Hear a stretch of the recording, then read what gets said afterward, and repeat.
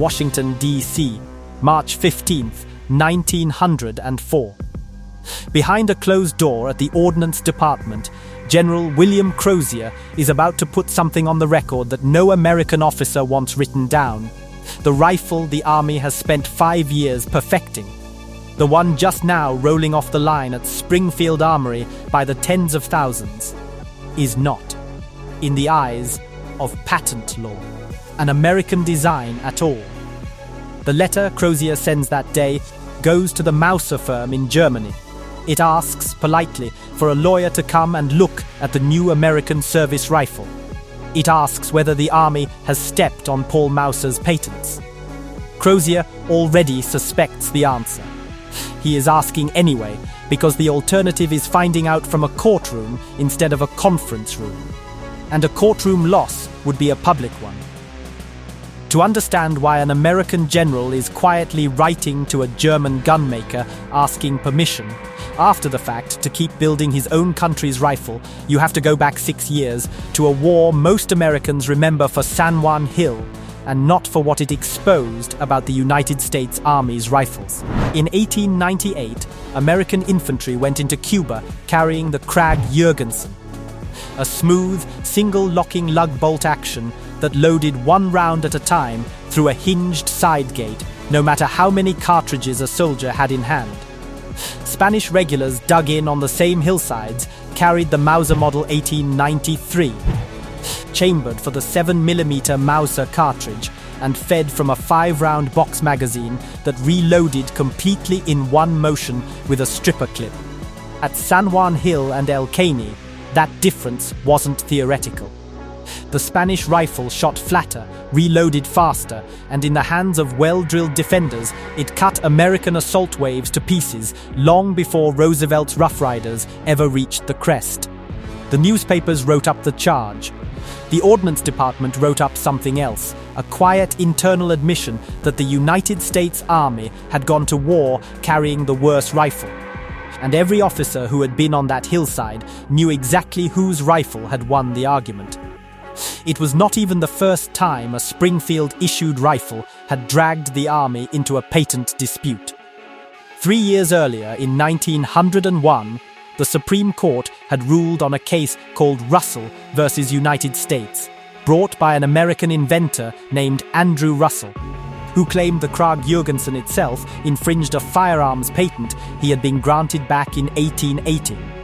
Russell lost, but only on a technicality of contract law. The court found no implied agreement obligating the government to pay him directly. Buried in that same ruling was a detail ordnance officers would have remembered well. The Norwegian company that built the Krag had already agreed, in writing, to indemnify the United States against exactly this kind of patent claim. The lesson was not lost on Crozier. When the Mauser question came up a few years later, with a case that was nowhere near as legally murky as Russell's had been, the Ordnance Department did not wait around for a lawsuit or a courtroom technicality to save it. It went straight to the negotiating table. Springfield Armory did what any competent arsenal does after a humiliation like that. It got its hands on captured Spanish Mausers, took them apart on a bench, and started designing a replacement built around what had actually worked. By 1903, that replacement was ready. The United States rifle, caliber .30, model of 1903. Look at what it borrowed, and the lineage is not subtle. It had 2 opposed locking lugs at the front of the bolt, just like the Mauser. It had a long, non-rotating claw extractor that gripped the cartridge rim the instant the round left the magazine, controlled round feed, just like the Mauser. It cocked on opening, just like the Mauser. It loaded from a 5-round box magazine, charged in one stroke with a stripper clip, just like the Mauser. Springfield's engineers made a handful of changes to try to put daylight between their rifle and Paul Mauser's patents, most notably swapping his 1-piece firing pin for a 2-piece version. It was not enough distance. It was nowhere close to enough, and within a year of adoption, the rifle was already showing the Army it wasn't finished. The first sign of trouble had nothing to do with patents. The original Model 1903 left the factory with an integral rod bayonet, a thin steel spike that folded out from beneath the barrel, chambered for a round-nosed cartridge called the .30-03. President Theodore Roosevelt, an avid hunter who knew rifles better than most men in his cabinet, examined one personally and was unimpressed. In a letter to the Secretary of War, dated January 4, 1905, he did not soften the verdict. He called the rod bayonet about as poor an invention as he had ever seen, noting it snapped off short under even moderate force. Production of the rod bayonet rifle stopped within days. By that point, Springfield Armory had already turned out somewhere around 74,500 of them, rifles that had gone to cadets at West Point, to army garrisons in Alaska and the Philippines, and to a handful of state militias. Nearly every one of those rifles was recalled or scheduled for conversion to a conventional knife bayonet, and the round-nosed .30-03 cartridge itself was already on borrowed time, soon to be replaced by a lighter, pointed Spitzer bullet that would become the .30-06. So while General Crozier was writing to Mauser's attorneys about patents, the rifle itself was still, quite literally, being taken apart and rebuilt around him. Into that already tense atmosphere walked Arthur Frazier, the Mauser firm's American representative, sent to do exactly what Crozier had asked, put the Springfield and the Mauser side by side and see how much daylight actually existed between them. This was not a rushed inspection carried out in an afternoon. It meant laying the two rifles open, mechanism by mechanism, on a table, comparing bolt to bolt, extractor to extractor, clip to clip, until there was nothing left to argue about. He came back to Crozier with a number that must have landed hard in that office. Not one infringement, not two, but 5 separate Mauser rifle patents violated by the Springfield's action, plus 2 more patents covering the stripper clip itself, the locking lug arrangement, the extractor, the magazine geometry, the clip system that let a soldier reload 5 rounds in the time it took to blink. All of it traced straight back to patents Paul Mauser had filed and held in the United States. Ordnance's own patent attorneys looked at the comparison and reached the same conclusion Frazier had. If Mauser sued, Mauser would win, and win easily. Nobody in that room thought there was a serious argument to make otherwise. So the United States government did the only sensible thing left.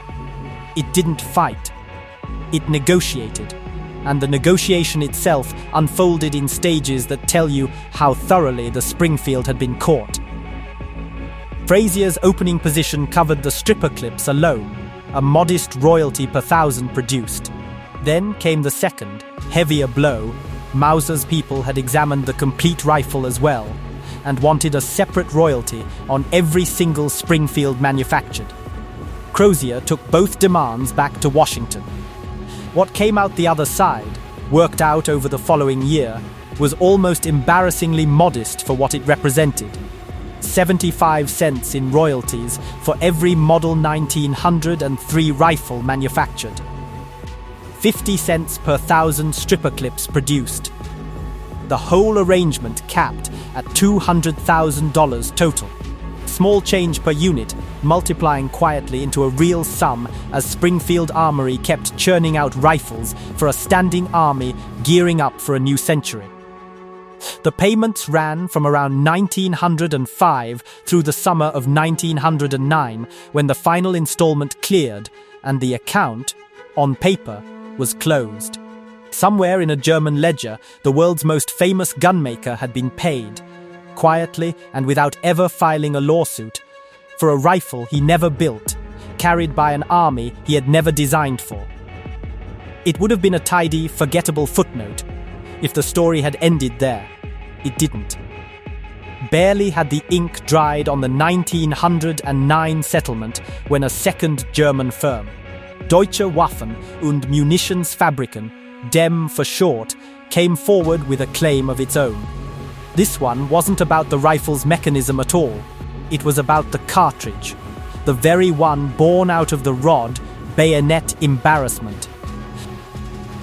In 1906, the Army had redesigned its round again, dropping the blunt-nosed 30-03 for the lighter, pointed Spitzer bullet, the cartridge that would go down in history as the 30-06. Dwem argued that the pointed bullet design infringed patents of its own. Ordnance officers who had just spent 5 years negotiating with Mauser thought this second claim considerably weaker. Some later called it groundless outright. But weak did not mean cheap to fight in court. By the time the appeals ran their course and interest had piled onto the principal, the United States government paid out more than $400,000 to make the ammunition dispute disappear, more than double what it had paid to settle the rifle infringement everyone had already agreed was real. There is also a reason the infringement ran so deep, and it isn't simply that Springfield's engineers were lazy copyists. By the turn of the century, Paul Mauser's German patents represented close to 2 decades of continuous refinement, a design lineage running from his earlier 1889 and 1893 actions through to the definitive model of 1898, the pattern that armed the German military itself. Every major arms-producing nation in the world was, by 1900, either licensing Mauser's patents outright or quietly working around them. Springfield tried the second path and simply didn't try hard enough. The 2-piece firing pin was a genuine attempt at a workaround, not a token gesture, but a single altered part cannot uninfringe 5 separate patents covering the bolt lugs, the extractor, and the magazine underneath it. Add the 2 settlements together and the number still gets mangled today. You will hear it repeated in gun shops and online forums that America paid Mauser $3 million for the Springfield. That figure does not survive contact with the paper trail.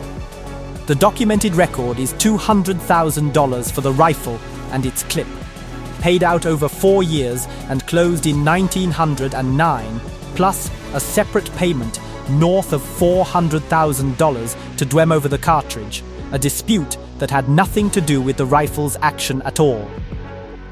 Roughly $600,000 total, not $3 million, and 2 entirely different disputes folded into one exaggerated legend. The real figures need no inflating. A sitting general quietly conceding, in writing, that his own country's brand new service rifle infringed on a foreign patent is remarkable enough without the extra zeros. What makes the story sting, if you sit with it, isn't the dollar figure at all. It's the timing. The United States government kept those Mauser royalty payments running for 4 straight years, while the Model 1903 sat in armory racks as the pride of the American infantry. The same rifle that would carry doughboys through the Argonne barely a decade later. The same rifle that would still be issued to Marines on Guadalcanal and to snipers well into the 1940s. 2 world wars, and in both of them, American soldiers went into battle against Germany carrying a rifle whose bolt, extractor, magazine, and reloading system had been licensed, formally and on paper, from a German patent holder. Nobody printed that on the recruiting posters, and nobody stamped it into the receiver alongside the eagle and the crossed flags. Paul Mauser never got a statue in an American armory, never got his name stamped anywhere on the rifle he had effectively co-designed by way of a patent office in Washington he almost certainly never set foot in. What he got instead was a quiet settlement check, cashed years before the rifle he had unknowingly fathered went to war against his own country's soldiers, twice over. Call it credit paid in royalties instead of recognition. The army got a rifle sturdy enough to survive the next 40 years of combat through a world war it hadn't yet seen coming when Crozier first picked up his pen. Mauser got the money, quietly, years ahead of the far larger war that would eventually put his rifle's own descendants on the other side of the trench line from the one he had unintentionally armed. The history books, mostly, kept the American half of the story on the page, the flat-shooting hero of the Argonne and the Pacific, and left the receipt out of the frame entirely.